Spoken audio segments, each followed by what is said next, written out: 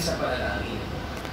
Kasi maraming tanong ang ating napakinggan. At mga tanong na ito ay tungkol sa panalangin. At para bang minsan nakakalito ang sitwasyon, paano tayo manalangin, anong klaseng panalangin, paano tutugunan Diyos sa panalangin. So, mga bagay nito ay nakapaloob dito sa ating pag-uusapan. Ang ating punto ay tulad na wala dyan yung ating title. Pero yun na rin ang sa summarize, bibigay ng idea kung ano yung ating pag-uusapan tungkol sa prayer. Diba? So, ang title natin ay The Deeper We Know God, The Deeper We Pray. So, ang point is kung paano ka manalangin ay nakasalalay yun sa kung gaano mo kakilala ang Diyos. Yan. At yun, doon nakaugat yun. Kung paano ka manalangin. Kaya kung gaano kalalim tayo, kilala natin ang Diyos, ay iba na yung pananaw natin sa panalangin. Tayo yung mga murang Kristiyano pa lang, bagong Kristiyano pa lang. As we grow in faith, nagiging malalim din ang ating panalangin. Tandaan natin, walang Kristiyano na mabubuhay, magsusurvive ng walang panalangin. It's our existence. It is the air we breathe. It is our exhaling. Diba? It's our exhaling. What is our inhaling? Natandaan niyo. Ano yung inhale? Magbubuga tayo, prayer. Pero, pag anong pumapasok sa atin inhaling? Yes. The Word of God ang ating. That's how we live as Christians. Doon tayo nabubuhay every day. We inhale, we exhale. Kaya, it's impossible na mag-exhale lang tayo na mag-exhale without inhaling. So, ganun natin. Kaya magiging mas malalim ang ating pananaw sa panalangin. At hindi ito magiging artificial. Hindi ito because, ay, kailangan ko mag-pray. Kasi, daw maganda. Alam mo na ako sa pananampalataya ko. Kaya nagpe-pray ka. Is that how we pray? Is that what we think of prayer? So, hindi gano'n. Magiging normal ang ating panalangin sa mga bagay-bagay. At yan yung magiging embedded sa atin, sa system natin, to the point na, ito yung ating panalangin. Parang siyang normal na bahagi ng katawan natin, ng buhay natin sa araw-araw. So, doon natin, yan ang ating evaluate sa ating sarili. Basahin natin ang Jeremiah 33:3, no? Jeremiah 33:3. Ako na rin kayo sa inyong mga Biblia, ang sabi dyan, Jeremiah 33:3. Ito yung situation na ang Jerusalem, no, ay sinakop ng Babylonia. So, at talagang nasira ang Jerusalem. Nawasak ito. At sila napaalipin sa mapagsik, no, na pamumuno sa panahon ni Nebuchadnezzar, yung nagkakamali sa Babylonia around 587 BC. At yan sabi niya sa 33, maganda basahin natin yung sinundan niya na talata, ang verse 2. Sabi rito, ganito ang sabi, sundan natin sa verse 1. Simulan natin. Kung dito'y dumating sa ikalawa ang salita ng Panginoon. Teka rin mo na yan. Samantalang nakakulong pa siya sa looban ng bantayan na nagsasabi, ganito ang sabi ng Panginoon. Na gumagawa niyaon ng Panginoon. Na gumagawa niyaon ng Panginoon na umaanyo niyaon upang itatag. Panginoon ay siyang kanyang pangalan. So, kaya ang verse 3, narito. Tumawag ka sa akin at ako'y sasagot sa iyo at ako'y magpapakita sa iyo ng mga dakilang bagay at mahihirap na hindi mo nangangalaman. Call unto me and I will answer you and show you great and mighty things which you know not. So, tingnan nyo, yung panalangin. ay diyan kumikilos ang Diyos. Diyan mo malalaman kung gaano makapangyarihan ang Diyos. Kaya you don't pray dahil kailangan mo lang na manalangin. You don't pray because you want something lang sa Diyos. No? Mababaw yun. Mababaw na dahilan yun. Kung nananalangin ka, dahil talagang may kailangan ka lang. Ibig sabihin, pag walang kailangan, hindi ka nananalangin. Which is, ironic sa isang Kristiyano. Mas naikting lang ang iyong panalangin kapag ikaw ay may pangangailangan mahigpit. Pero, yung panalangin nasa buhay mo na. Diba? So, I hope gone are the days na nananalangin ka lang because may kailangan. Hindi tayo nananalangin dahil may pangangailangan. Para bang humihinga ka ba dahil may pangangailangan? Diba? So, hindi gano'n ang panalangin. Ang panalangin ay bahagi ng buhay ng isang Kristiyano. Ito yung normal na buhay niya. Na may Diyos siyang kinikilala, kaya siya ay nakikipag-usap dito. Nakikipag-communion siya. No? Through the Word, inhaling, and exhaling. You praise God through prayer. You worship God through prayer. And that's how prayer is. And that's what prayer is. No? Ganon. Ganito rin ang nangyari dyan may maigting na pangangailangan ng mga Israelita sa panahon na sila ay sinakop ng mga taga-Babylonia, na buwinasak ang Jerusalem, at ito yun, at sinabi, kumapit kayo sa, call unto me, and I will answer you sa mga tao ng Diyos, and will tell you great and hidden things that you have not known. Ako, kung nalaman nyo lang, siyempre, talagay ng mga Israelita na talaga, wala na silang bansa, wala na silang bayan, alipin sila lahat ng Babylonia. Ay anong klaseng panalangin ang gagawin ng mga Kristiyano o ng mga mananampalataya kung panahon na yun. So ganito yan. So kung ang Diyos mo ay parang pagkilala mo lang sa Diyos, ay kung kailangan mo lang siya kakausapin, yun ang panalangin ng klaseng mo. Diba? So nakasalalay kung sa pagkilala natin ng Diyos, kung paano tayo manalangin. Nananalangin ka ba sa Diyos na pinapanalanginan? Nananalangin ka ba sa Diyos na may hawak ng lahat ng bagay? Alam mo na siyang sasagot sa lahat ng bagay. Alam mo, bago ka pa sabi sa Psalms 139, bago pa niya banggitin ang salita sa dila, ay alam na ng Diyos. Bago ka pa lang manalangin, alam na niya na panalangin mo eh. Bago ka humingi sa Kanya, alam niya nang bibigyan ka niya o hindi bibigyan. So, di ba, gano'n? Pero, tayo, nagising tayo sa isang paraan na nananalangin tayo na parang simpleng tao lang ang kausap natin. Hindi siya Diyos na mapapagsigas natin. Kaya nga may tanong, diba may mga ganyan paniniwala ngayon?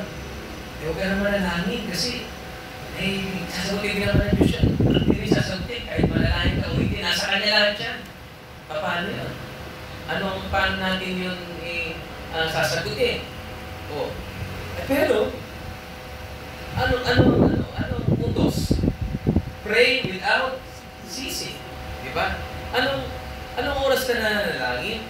Kaya maraming iba't ibang klaseng panalangin, di ba? Napag-aluhan natin, napag-usapan natin mga nakaraan. Pero, yung buhay mo, kapag kaya rin nakaugnay sa Diyos sa buong, ang hirap kasi ng buhay ng isip natin. Lagi tayong nakatuon sa isang mas malawak na sitwasyon na parang hindi natin maintindihan. Ganito gawin niyo sa buhay niyo everyday. Isang araw lang, araw-araw gawin niyo. Sa isang araw na to, mabubuhay ka, bibigyan ka ng Diyos ng isang araw, ano ang gagawin mo? Paano kung huling araw mo na yun? Diba? So, yun. It's another matter. Pero, kaya tayo nabuhay tayo, mga Kristiyano, nabuhay sa one day at a time. Nabubuhay na ba tayo ng gano'n? Medyo di pa, di ba? Parang tayo nabubuhay tayo sa isang mahabang panahon pa na walang kasiguruhan, hindi mo alam kung mangyayari. Hindi na tayo ng isip natin eh. Pero tinuturuan tayo ng Diyos na bilangin natin ang bawat araw na ating buhay at mamuhay tayo sa araw-araw. One day at a time. Kung sa araw na to na binigay ng Diyos sa atin, ang tanong, paano mo ipamumuhay ang isang araw na to? Paano ka makikipag-usap sa Diyos sa isang araw na ito? Ginagawa ba nating buhay yun? Every day na parang iisip natin, isang banda, may nagsasabi, di, isipin mo parang yan lagi ulit buhay. Kung isang araw. Although, impractical na isipin. Pero, may wisdom doon. Paano kung isang araw, itong araw na to, ito na nga ang iyong buhay. Diba? Hindi mo lang. Kaibigan namin ni rapid cliente namin, tinala sa motor trade. Ang lakas-lakas niya. Buti na lang, nagpapalataya siya. Ayun, nakita namin, nagulat kami. Patay na. Patay na siya. Patay. So, ang lakas-lakas ng tao na yun. Ang ganda ng buhay niya, ang ganda ng pamilya. No? Ngayon may pinagdalaman siya. Laging may ganyan sa likuran ng isip natin na ang Diyos ay, kumbaga, pwedeng gawin sa ating buhay na nakahanda tayo. Diba? Siya may hawak ng buhay. Maraming aksidente nangyari sa Ipolo, mga nakaraan, pahirap sila. Mga pangyayari ito. Ito namatay, nawala ng preno, hindi alam kung ano. Mga tao yan, hindi na alam na huling araw na nila.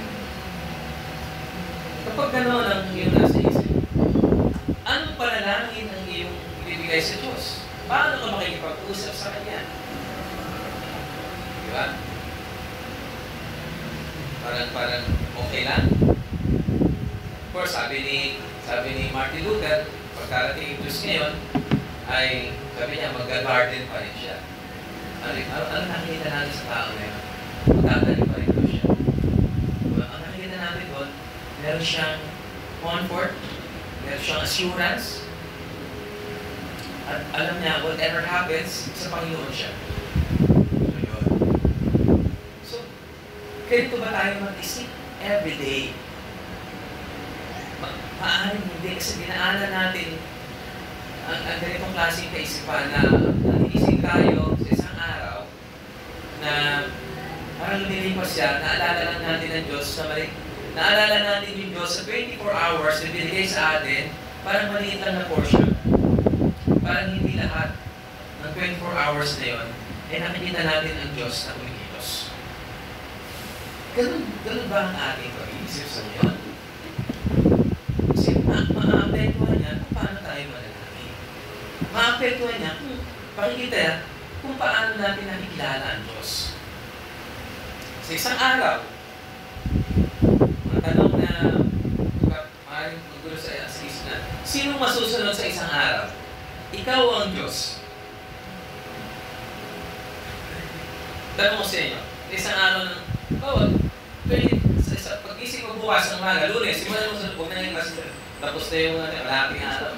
Tomorrow, Monday, pag-isip mo, sino masusunod sa buong araw na yun? Lord, diba? Anong role natin? Sumunod lang. Kaya yung your will be done on earth as it is in heaven. So, ano yung will ng Diyos? Ano yung will ng Diyos? Para sunod-sunod yan eh. Ano yung will ng Diyos? Nasaan ang will ng Diyos? Sa utusan. Nasaan ang utusan? Nasaan ang utusan? Nasa salita ng Diyos. Nasa salita ng Diyos. Therefore, nandito. So, kaya alam natin yung will ng Diyos. Nandito. Kaya tayo nananalangin, di ba? God will answer your prayer if it is according to His will. Whatever you pray, according to His will, shall be given unto you. So, yun. So, ganun, kung ang Diyos ang nasusunod at magpangyayin sa lahat sa isang araw na ating buhay, magbabago ang panalangin natin. Ang lagi nating panalangin, your will be done. Ang tao, sabi sa Psalms and Proverbs, ang tao nagpaplano. Magpaplano ka sa isang araw. Pero anong sabi? Pero ang kalooban ng Diyos ang nasusunod. No? Kaya mas madali magplano ayon sa kalooban ng Diyos. Kaya tayo nagpapasakop lagi sa kalooban ng Diyos. Every day, yun. Gawin nyo lang. Huwag nyo isipin na ang buhay nyo, isang taon. At parang ginawa nyo isang taon, isang araw. Abay, delikado yun. Isipin nyo every day na ang Diyos ay ibibigay sa atin. Kaya diba, your grace is new every morning. Tama, no? Ganun, diba? Your loving kindness, steadfast love, new every morning. Kasi yan tayo binuhay ng Diyos. Diyan tayo gustong maging kaisipan natin every day. At yun pa rin. Kasi nga, kapag kaya ka dinala ng Diyos sa ganung kaisipan kasi kilala mo siya na siya ay makapangyarihan sa lahat. Na siya ay nakapix. Tanong. Sa loob ng isang araw, kaya mo bang baguhin yung kalooban ng Diyos o hindi? Yung isang araw na yon na mangyayari, yun ba'y nakatakda na o hindi? Nakatakda na. At kung nakatakda na yan, kaya bang baguhin o hindi? Pwede.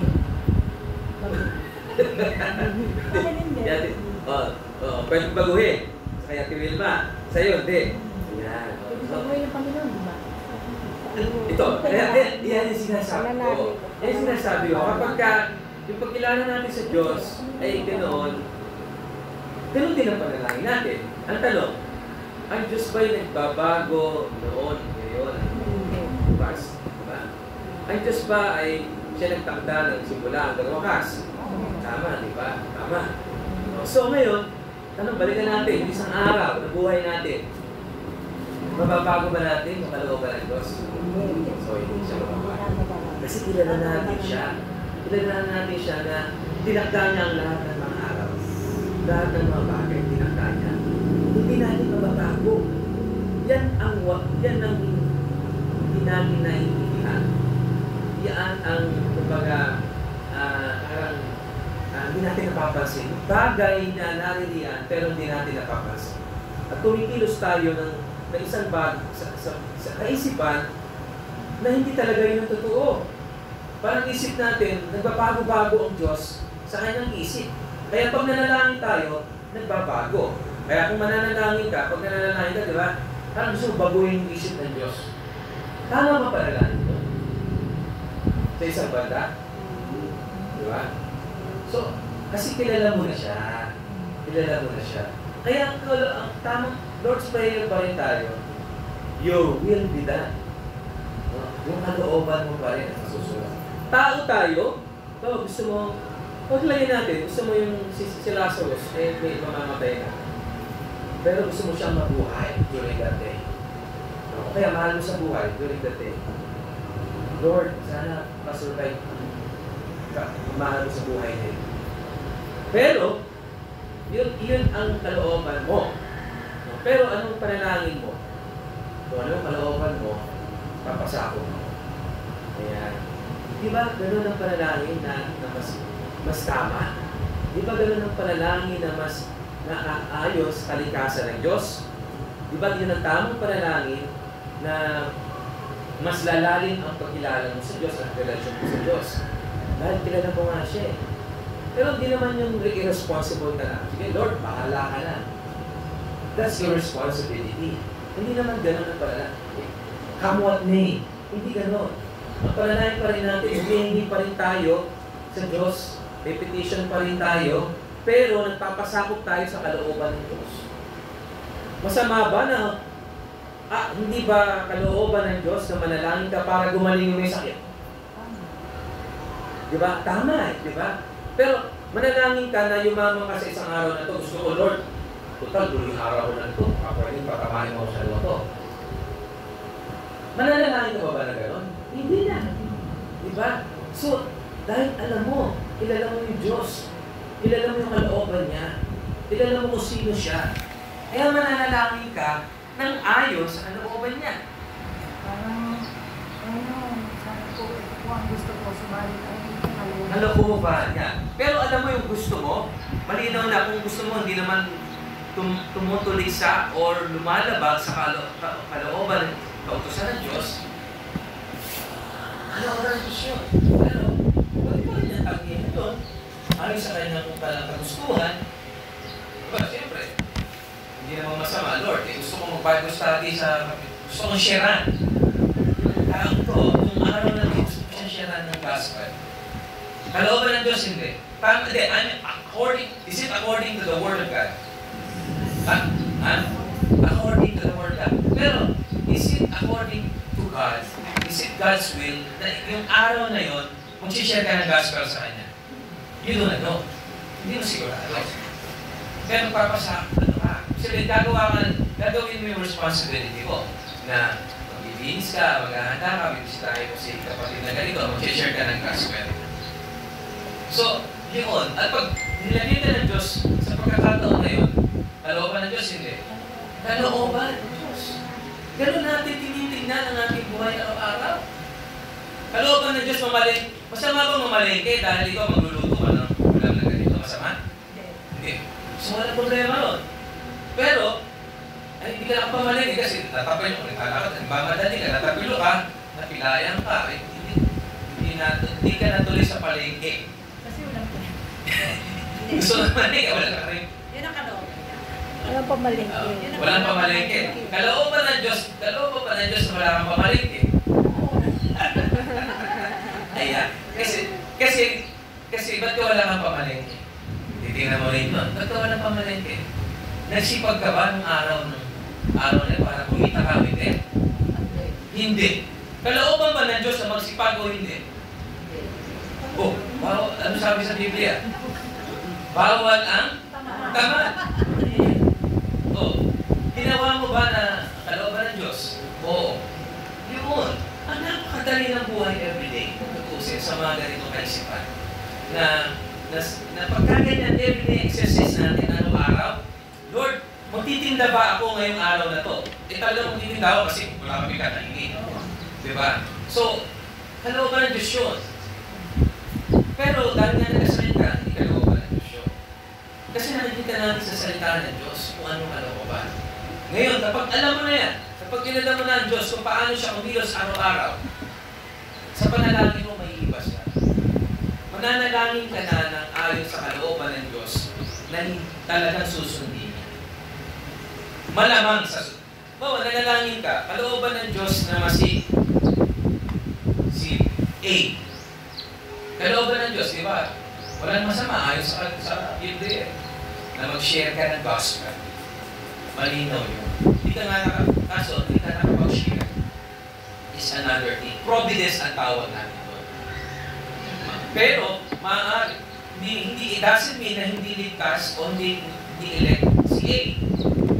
Kasi, porque hindi mo na-share ng salvation, di pa naman siya patay. Kung namatay siya, hindi mo problema yun. Diba? Kung namatay siya, sisisihin mo pa yung sarili mo. Kasi, hindi, tala Lord, nasama mong tao, sinisisi ko sarili ko, dapat nakapunta ako ng alas 10 kay Pedro. Hindi ko napuntahan si Pedro.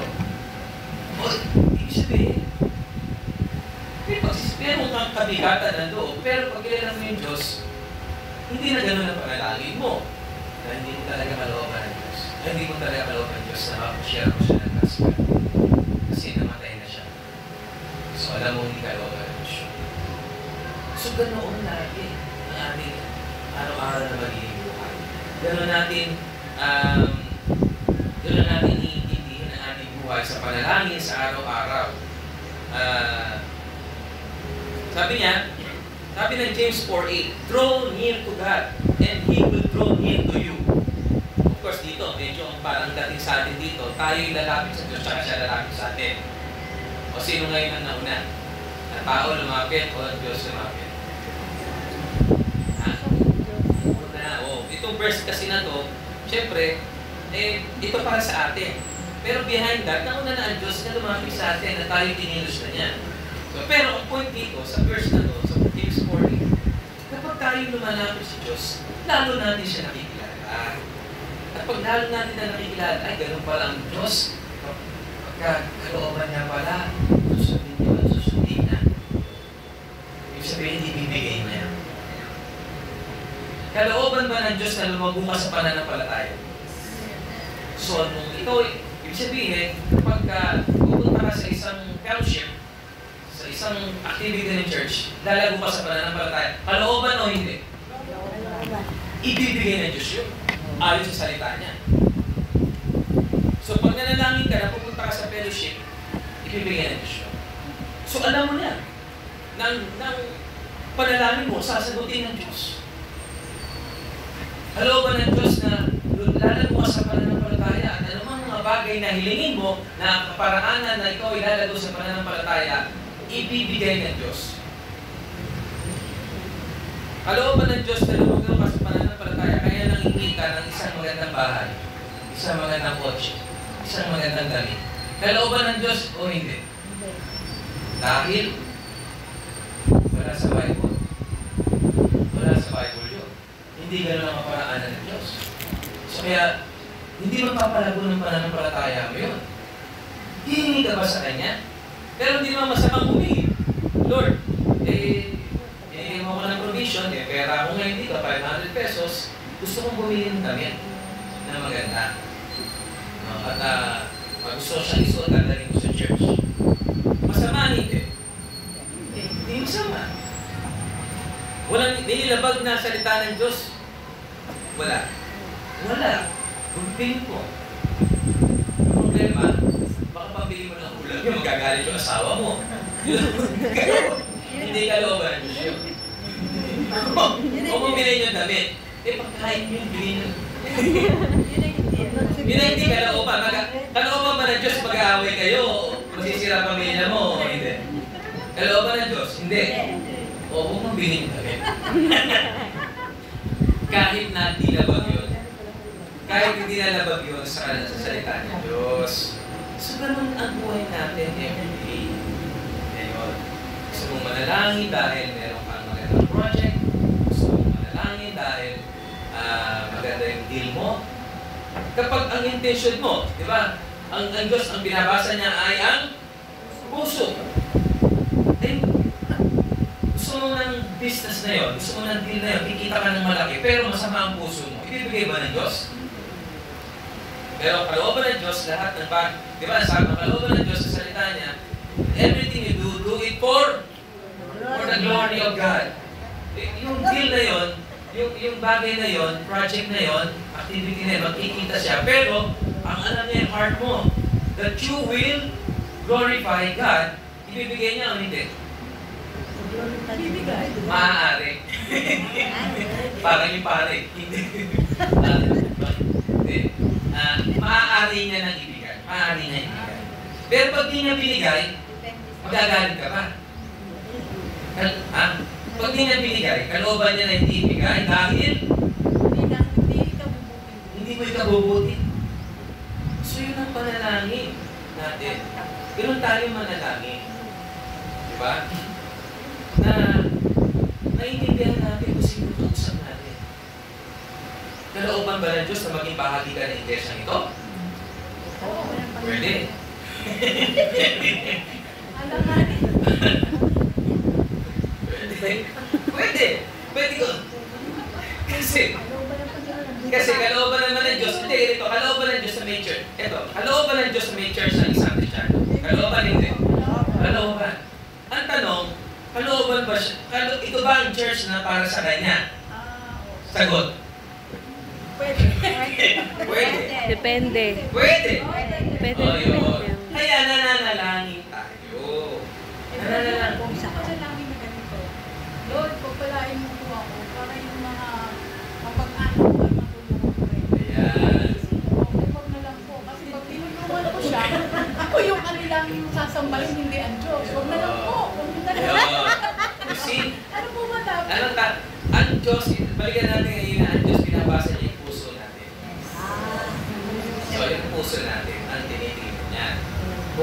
puso natin ang intention na mag-glorify ang Diyos, yun ang sinasabi na ibibigay niya. Pag mag-glorify ang Diyos.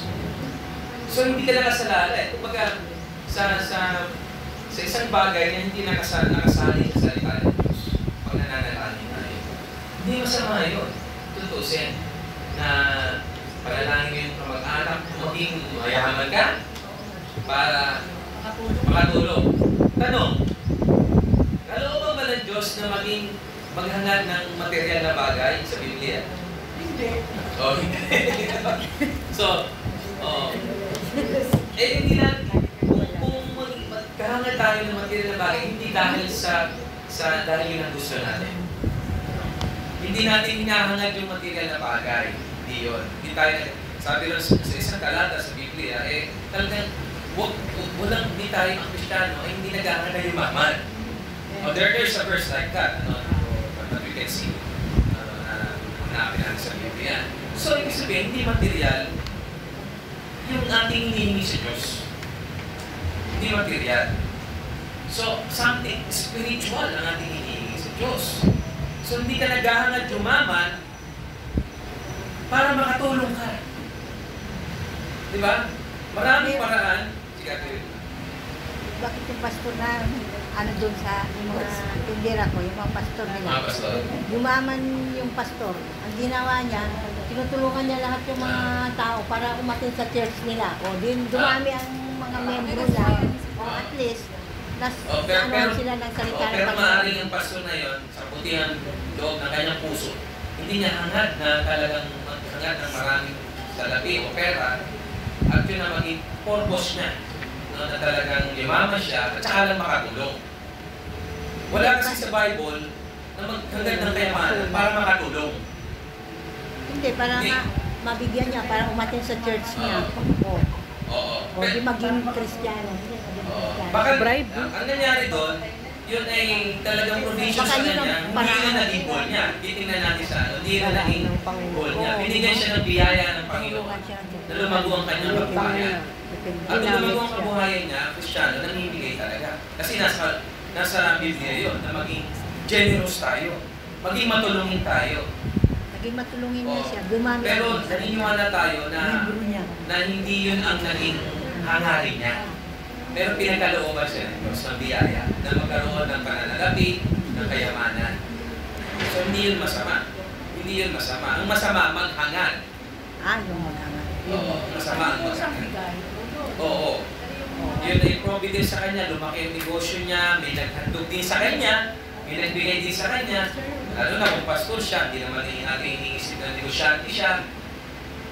Ibihira naman yung pastor na may negosyo. Ay yun ay ipinagkaloob din sa kanya. At dahil sa Kristiyano, ayon sa Biblia, naging matulungin siya.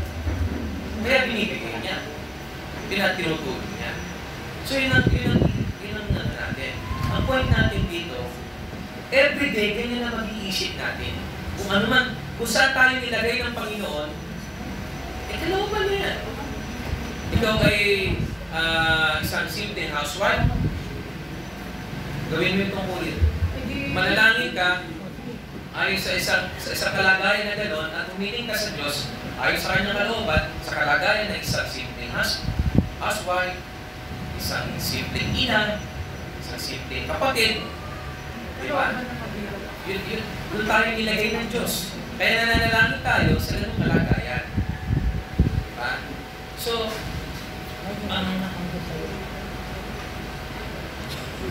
yun, just kaya siguro so, anong punto natin dito?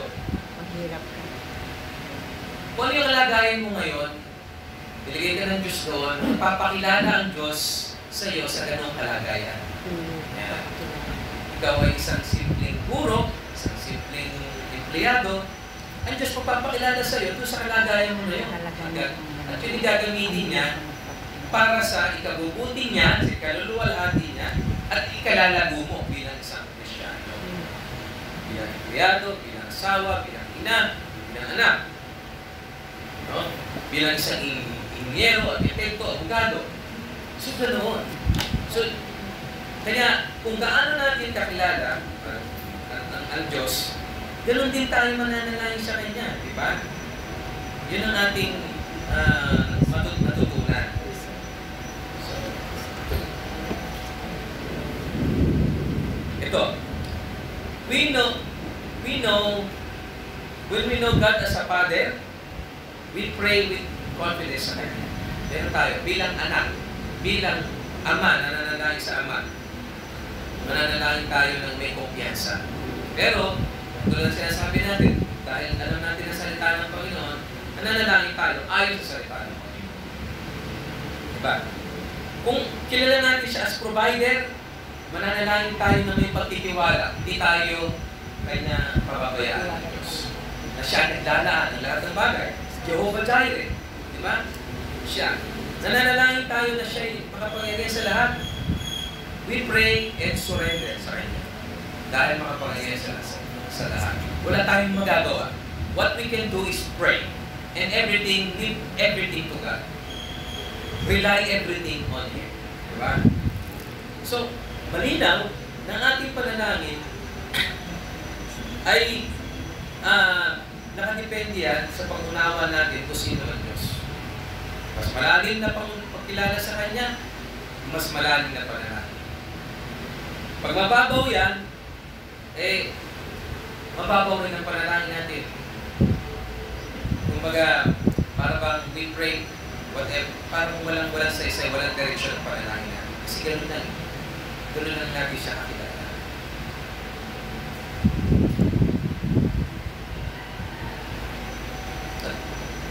Tulad ng tinuro kanina, nakita natin kung gaano ang paghihirap ng Diyos. Yung humility niya. Si Kristo. So, kung nakilala mo kung anong ginawa ng Diyos sa buhay mo, nakita yung Kristo panalangin mo. Kanina, I was touched by that Bible study na-figure out ko kung gaano kahirap ang dinanas ng Panginoon Kristo.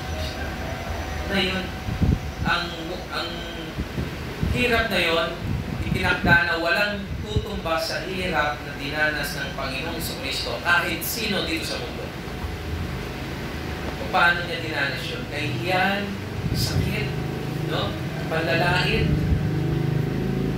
At ginawa niya yun, I was touched. Siyempre, na-realize ko, it was enlightened. An enlightenment of my God. That Christ did it for me. And for you.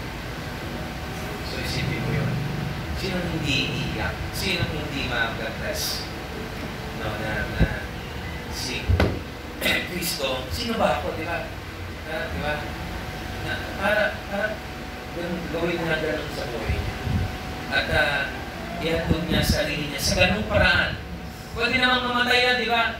Sige, ipagaw niya ko sa krus, patay na ako. Pero hindi. Yung hirap dahil yun sa bawat kasalanan na ating ginawa. At yun ay ganun kalala yung kasalanan natin sa harapan ng Diyos. At yun ang kailangan gawin ni Kristo para mabayaran siya. Para mabayaran ang kasalanan natin. Remember that? That is personal sa atin. Na I don't want to escape that and leave that message para makilala natin yung Kristo. At pag nanalangin tayo sa Kanya, maalala natin lagi ang ginawa niya sa ating buhay. Paano siya nagsakripisyo? Hindi siya basta, yan ang isip natin, basta nagsakripisyo lang eh. Basta nagkantulan ng buhay. Hindi ganun eh. Talagang dinanas niya. At totoo yun, hubad ang Diyos. Hubad ang Panginoon Kristo nang dinaanan niya yung proseso ng kamatayan. Hindi lang hubad. Wasak-wasak ang katawan niya kasi hinahataw siya ng mga bakal na may ubo, na may tinig. At pagkampas sa kanya ay kinakain yung laman pag-agat. At di mo siya makikilala, yun ang description. At yun nga, naging exaggerated pa yung passion of Christ dahil natin, di ba? Yung question nila yun. Pero the point is, ganoon ang hirap ng Panginoon sa Kristo na dinanas niya. Na wala na makasalanan yung tao. Tayo nga umiiyak tayo pag namatay yung bita, wala kasalanan eh. Di ba? Umiiyak tayo. Pero ang Panginoon sa Kristo, nangyari by history. Nakatala sa kasaysayan na may isang tao na namatay sa ganung kaparaanan at nabuhay na maguli. Actually, ginawa para sa iyo, para sa atin, para sa akin, para sa kasalanan natin. So, sinong di matatouch sa ganun? At mangungusap ng Diyos sa ganun kaparaanan.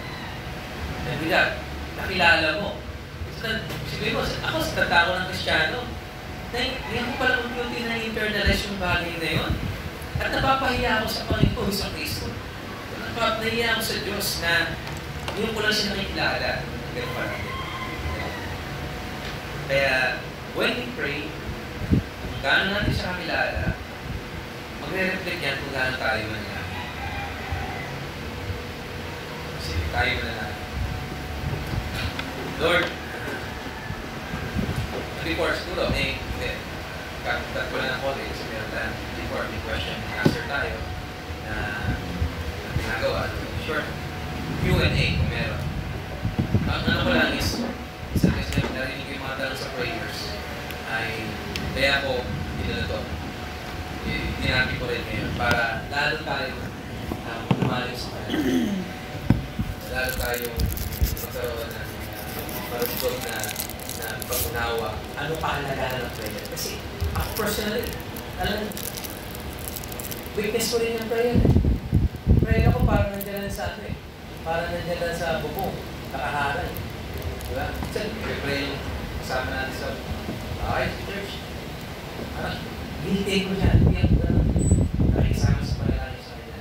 Gusto ko lumago sa ganun kaparaanan. Alam ko ganun din kayo. Gusto nyo lumago sa ganun kaparaanan. Yung panalangin, yung tao talaga na pag nanalangin siya, ibang klase. Ibang klase yung may mga ganun tao. Kaya naiingit ako sa ganun na gusto kong sana maging ganun, umating mo sa level na pag nanalangin talaga ay alam mo yung sincerity. So, tanong, sige, baka may tanong ka na nililinaw sa panalangin kung ano paano tayo panalangin. Dahil natin, sino yung Diyos ang kinikilala natin, ganoon tayo manalangin. Pag malalim ang pakilala natin sa Diyos, talagang malalim din ang panalangin. Normal na maging malalim. Hindi dahil gusto maging malalim. You cannot fake your prayer. Diba? That's one thing for sure. Hindi mo pwede i-fake yung panalangin mo. Pag-Kristiyano pa. Yung panalangin mo kasi, minsan, nakadating sa time na wala akong kapera-pera, lalakap ako. Basta ako ng pera. Ay, wag na lang, mawawa naman yung may-ari. Agad kong binupwede. Tapos yung minsan, pagka yung maganda yung benta ng anak ko, sana lumaman ako para yung mga angkan ko. May bili ko ng 5 hektare, lahat ng angkan ko, doon pera. Ay, di ako naman ang kanila sasambahin, masama kayo. Kasi di ka sa ating mga tao na pag sino nagbigay sa'yo, bigyan mo sa mga nagbigay sa'yo eh, di ba? Ay, naku, parang aagawan ko pa ng Lord, wag na lang, no? Basta bigyan mo na lang ako na yung kaya kong mabuhay ng kumain ng 3 beses ng araw, huwag lang magkasakit. Ganun, nawawala yung mga hinihiling ko, parang nababaliwala. Tapos ngayon, nagpipray na lang ako ngayon, mangyari ang kalooban. Ganun na lang. You see? Dinan. Ano yung malalim na pag-unawa sa Diyos? Pagkilala sa Diyos. Kasi kilala mo yung Diyos na pinapanampalatayaan mo. Na hindi siya katulad ng isang kung ano yung hilingin mo at bibigyan niya ng gano'n. Nang walang dahilan. Diba? So, napakagandang kalagayan nun. At, ang tanong, pinabayaan ka ba ng Diyos sa buhay mo? Hindi naman. Hindi naman po. So, you see, hindi mo kailangan yun eh. Sabi nung Ecclesiastes ng mga ngaral, ay yung manggagawa na nasa kanyang bahay ay tahimik, mapayapa, nakakatulog ng mapayapa at maibig. Kaysa rin sa mayaman na ang daming iniintindi. Met pa yan. Sabi sa Ecclesiastes, kapag mas marami kang kaalaman, marami kang iniintindi. Maraming sorrow. You see? Diba? At sabi sa Mateo, doon sa maraming pinagkalooban, maraming responsibilidad ang nakalaakal sa kanya. Pero ito, simpleng buhay, magpasalamat tayo sa Panginoon. Ito lang ang binigay sa atin ng Diyos kasi ito lang ang para sa atin. Hindi tayo nag-aanat ng biyan doon sa ating kakayanan na ipinagkaloob ng Diyos. Kaya with that, wala siguro tutumbas pa sa kapayapaan ng isip na ibinigay ng Diyos sa iyo na kumpara nung kay isang bilyonaryo na ngayon, si Sandy ko, ay ang daming pera, pero may pera na gano'n, pero gano'n naman ang buhay niya. Susundin mo ba? Gugustuhin mo ba kayo bagay na yun? At kung ito si atong ganyan, ang dami ng pera mo, pero dami mo ganitong problema, kaso, you see, samantalang tayo dito, napakasimple ng buhay natin, ay hindi tayo pinapabayaan ng Diyos. At kung tayo man hanggang sa dulo ng buhay natin, ay maging ganito ang ating kalagayan, ano ang problema? Di ba? Basta may exit. Basta may pension. Eh, yung pension naman, eh, siyempre, yan na may kalooban ng Diyos. Kasi nasa batas yan eh. Oo, pinaghirapan mo yan. Ibibigay na naman yun yan. Walang particular na oras. Opo. Kasi minsan, ginagawa ko biglang Ang tawag yun nga, ejaculatory prayer, prayer without ceasing. Kaya nga, ang buhay mo, ito sa isang araw, mawawala na sa ng Diyos dahil siyempre meron kang nagluluto ka eh. So di ba mawawala na siya saglit. Pero pag tigil ng luto mo, Lord, salamat po, nandiyan tuloy siya. Yun ang buhay araw-araw. Di ba pag tigil ng panahon na ba, eh siyempre may ginagawa ka, eh doon ang attention mo. Pag nawala naman yung attention mo ron, balik ka ulit sa Diyos. Salamat Lord, nakatapos ako sa trabaho. Is that what we do every day? Kapag gano'n na, ay napakagandang buhay na po. Yan yung buhay ng pagkakasakop sa Panginoon. Although, sa panahon ng pagkakasakop, blessed tayo. Nasa blessed tayo. Natutungso tayo sa bagay. Naharap sa atin, masamang pagkain, kakainin natin kahit bawal. May kasala tayo. Pero, hinihingi naman natin ng patawad, 1 John 9, no?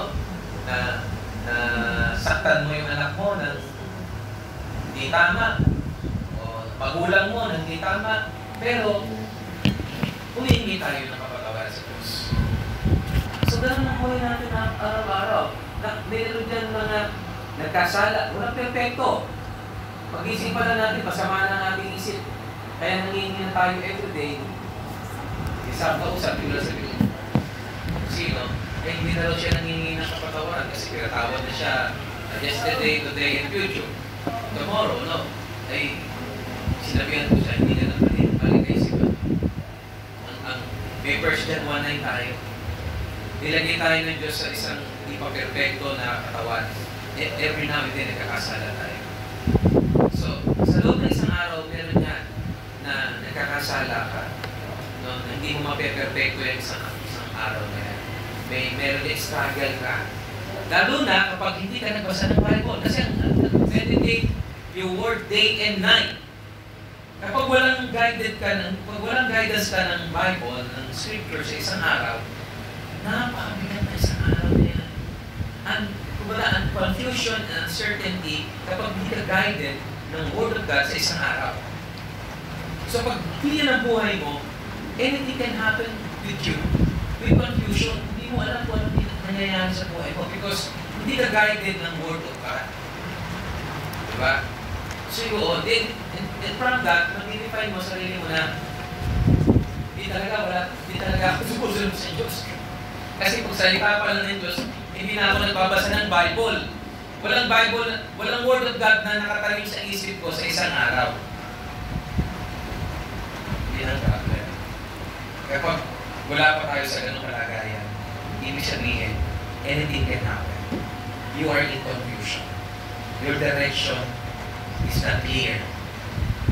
Tandaan niyo yan. Pag walang Word of God na nag-flip-flop doon sa inyong sa isip in a day's time, may problem. You are in sin.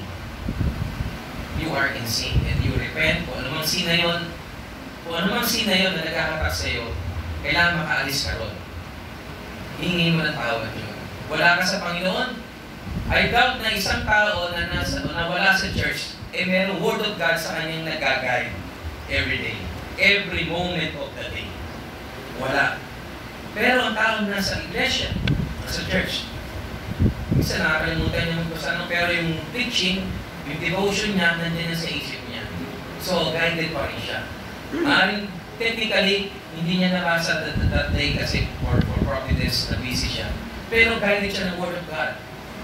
Nandun sa church, nandun yung preaching ng kapatid, yung paalaala ng kapatid, yung Word of God, guided pa rin siya. Pero yung wala sa church, very dangerous. Wala yan. Hindi niya alam kung ano nangyayari sa buhay niya. I know you know that kasi nangyari yan sa iyo at one time. Diba? Nangyayari sa atin yan. Walang church. Walang fellowship. I don't know. But, diba? Salamat sa Diyos kasi nag-survive ka at maaaring narito ka ngayon. Binibigyan ka niya ng care. Binibigyan ka niya ng wisdom. So, sino gusto umulit kapag gano'n ang buhay natin? Gusto natin na gano'n. So that's it. Gano'n natin hinihingin ng buhay natin. So sige, question. Sa Old Testament, di ba, si Isaiah, inutusan siya ng Diyos na pumunta sa King of Judah na si Hezekiah. Inutusan si Isaiah ng Diyos na i-inform yung King of Judah na si Hezekiah na sabihin sa kanya na mamamatay na siya. Kasi nga may sakit siya, mahina na siya, kaya mamamatay na siya. Ang ginawa ni Hezekiah, umiyak siya ng umiyak, tapos nanalangin siya. Tapos, pinabalik ng Diyos si Isaiah kay Hezekiah at sinabi na, sabihin mo sa kanya na nakita ko yung pag-iyak niya, nakita ko yung panalangin niya, kaya hindi muna siya mamamatay, bibigyan ko pa siya ng another 15 years. Diba? Ibig sabihin ba nun, yung plano ng Diyos na dapat kukunin na siya, ay nagbago dahil sa panalangin niya, sa pag-iyak niya, sinagdagan pa siya ng 15 years. Ano natin, tingnan natin, behind that, alam natin lahat ng Diyos, lahat ng bagay pinagdaan ng Diyos. Pero sa history, nangyayari isang sitwasyon na para bang ang Diyos, sinagot niya yung panalangin mo, na parang pinagbago niya yung plano niya dahil sa panalangin mo. Oo, ang point niya doon, yung diligent prayer mo, yung kanyang reliance mo sa Diyos, dependence mo sa Diyos, yun ang nakikita natin na gusto niyang ipakita. Kaya niya sinasagot. Pero deep within, pinalano niya na at one point na ikaw ay hihingi sa akin ng panalangin at sasagutin ko. At one point na dapat ikaw ay mamamatay na, pero dahil sa panalangin mo, ay hindi ko kinuha ang buhay mo. Ang Diyos pa rin ang takda. Kasi malinaw yan ang katotohanan ng lahat ng bagay bago pa nangyari ito ay tinakda ng Diyos. Kaya sa kasaysayan ng buhay mo, na ikaw ay mananalangin sa Diyos at dadagdagan niya ang buhay mo, ang Diyos pa rin ang nagkakaroon na para bang nagbago ang isip ng Diyos sa panalangin mo. Pero hindi ganoon. Kaya kung malalim ang pagkailala natin sa Diyos, hindi ganoon magiging ang ating pangunawa sa sitwasyon na yun. Ang pagiging pangunawa sa sitwasyon na yun, ay niloobin ng Diyos na ikaw ay manalangin na maigting para sagutin ka. Kasi yun ang kanyang disenyo sa panalangin.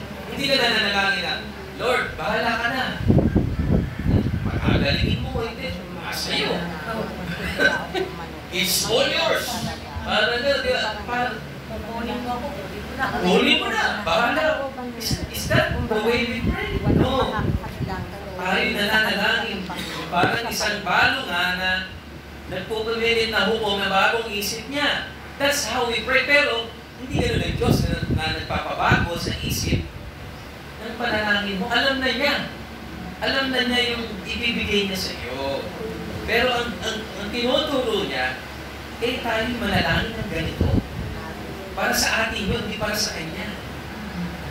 Diba? So, doon na natin siya intindihan. Kasi sa likuran nito, alam natin, all-powerful siya, na bago pa nangyari yung mga bagay na itinakda niya. Yun nga ang Yun nga ang hindi natin naiisip ng mga bagay, tinis ng Diyos. Para sa... Kumbaga sana scripted na. Yes, kasi yan ang hindi natin matanggap. Hindi ba natin isip yan? Sa isang araw, itinakda ng Diyos. 1, 2, 3 hanggang 10. Bago pa nangyari. Scripted. Kaya parang kagaya yung kay Jonah, tsaka yung sa Ninive. Di ba yung Ninive, wawasakin ng Diyos yung bayan. Eh, inutusan niya si Jonah na mag-preach doon. Parang kahit anong gawin niya, ayaw ni Jonah, di ba? Pero dahil sa, napilitan siya, nag-share siya sa Ninive, hindi na, yung mga tao doon umiyak, nag-repent, kaya hindi na winasa. Yung ba kumbaga, scripted na, alam na ng Diyos na yan. Ayan na yung magsisisi, lahat ng... So, ang lesson doon para kay Jonah. Di ba? Na-realize ni Jonah yung kanyang, kumbaga, katigasan ng puso niya na ayaw yung maligtas yung hindi mga anak ng Diyos, hindi mga lipining. Hindi po ba sa bawat tao may kanya-kanyang kalooban ng Lord, hindi Sa buhay. general. Opo. So, kaya kayo, maintindihan nyo, may kalooban ng Diyos na para sa iyo. Nakatakda na yun. Yun ay kinaganap na lang sa history. Diba? Sa kasaysayan, nagaganap na, unfold na lang everyday. Pero ang maganda sa atin, ang lahat ng Kristiyano, nakadefine kung ano ang kalagayan ng Kristiyano. Lahat tayo magkukonform sa image ni God, ni Christ. Yun ang buhay natin. Kaya, ang tanong na lang dyan, siyempre, Kristiyano ba ako o hindi? Kaya everyday, nagkukonfirm tayo. Kristiyano ba? Nagkakaroon tayo ng paglago sa pananampalataya na totoo nga, Kristiyano nga ako, anak nga ako ng Diyos, salamat. No, salamat sa Panginoon. Kasi yung anak ng Diyos, hindi niya pababayaan. Pero pag di ka anak ng Diyos, kapahamakan. Yun na sa Bible. Diba? So, anak ka ng Diyos, hindi ka papabayaan ng Diyos. Yun ang nasa Bible eh. Yun nakasulat yun dito, pangako ng Diyos yun. Kung di ka alam ng Diyos, di ko na alam kung ano palagayan mo. Bakit masasabihan yung matasan mo nasa Bible? May kapahamakan. Di ba mahabagin ang mapagmahal ng Diyos? Di ba natin Yan mga tanong. Eh bakit? Kailangan na lahat. Hindi. Ang Diyos, ang sagot yan, ang Diyos ay justisya. Makatarungan ng Diyos. Kaya hindi lahat maliligtas. Romans 9, meron siya sisidlan ng buo. Pater and Taclay. May ginawa siya para sa akin. Para maging sisidlan niya ng buo. Kung sino yun, ang problema kasi para tayo nakikialam eh, di ba? Sabi, Lord, ba't mo naman wawasak? Ba't mo lang na siya wawasakin? Hindi natin alam.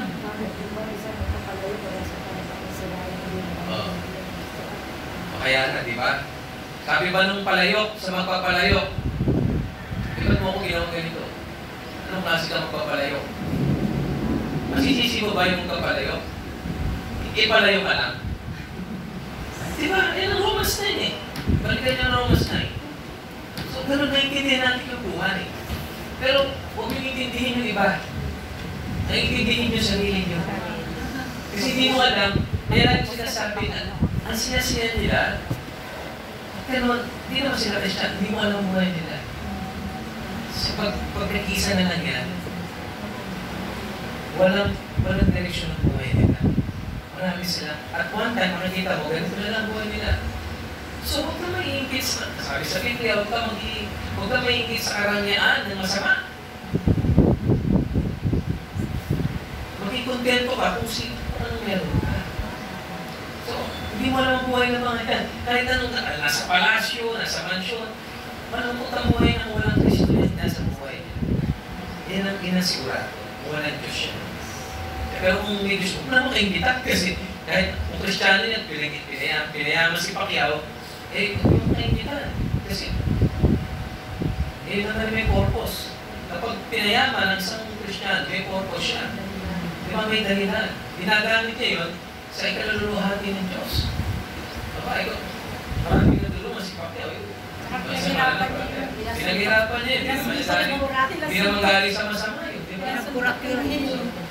You see, Contractor. kung ganito ang buwan, naiintindihan na natin, surrender tayo sa Panginoon at iniintindihan na lang natin yung huling, yung tunang, alam mo, you enjoy life.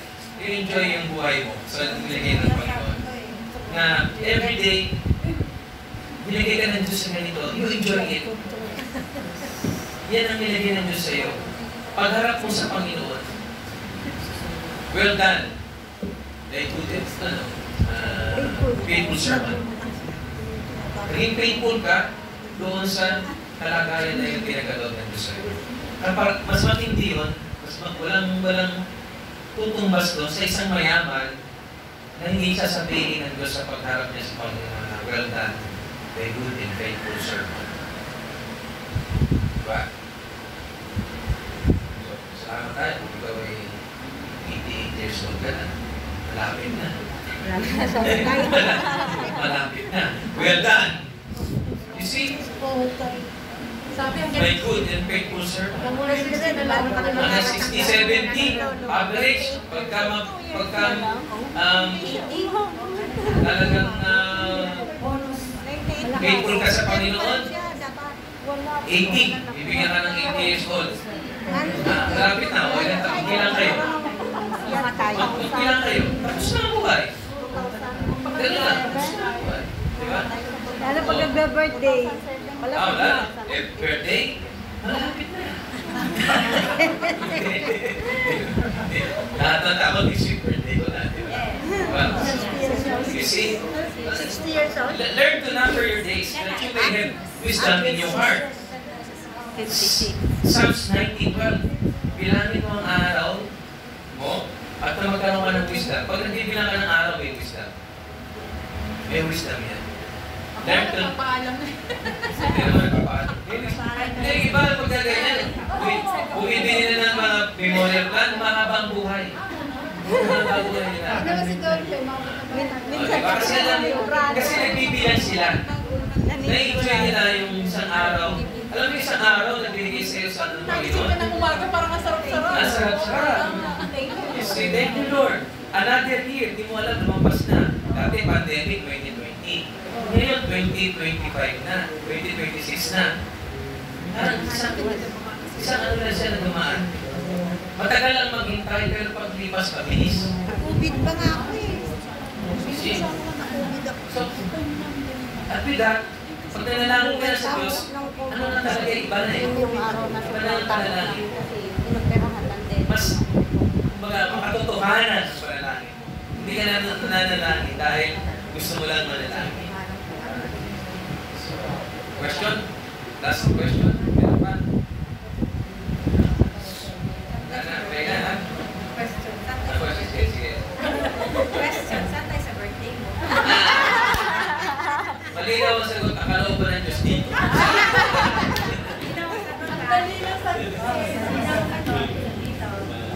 Ayon sa kalooban. Kaya lagi na. Kaya alam mong Biblia, thy will be done. Siya nawa. Mangyari nawa. Kaya gano'n ang Bible eh. Kaya lagi ka napapasama sa Diyos. Siya nawa. Mangyari po nawa. Loobin ng Diyos. Loobin ng Loobin Diyos. po nawa. Sige, tayo mo na lang.